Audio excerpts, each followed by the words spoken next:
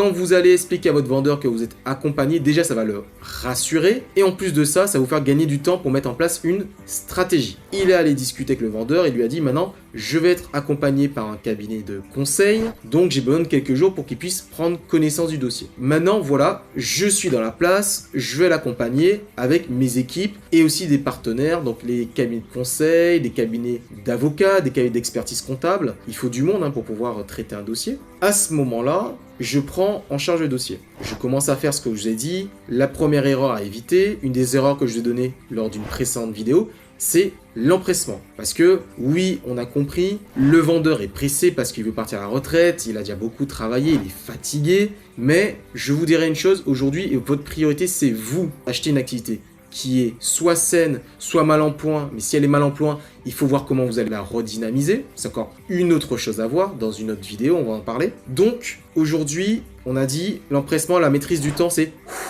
calm down, on respire, on prend le temps qu'il faut et on commence à mettre en place un calendrier opérationnel qui souvent c'est un calendrier prévisionnel qui vous dit quelles sont les différentes actions qu'on va mettre en place. Donc déjà, je discute avec le client pour lui dire oui, le vendeur il est pressé parce qu'il veut partir à la retraite, mais est-ce qu'il a déjà une idée en termes de timing?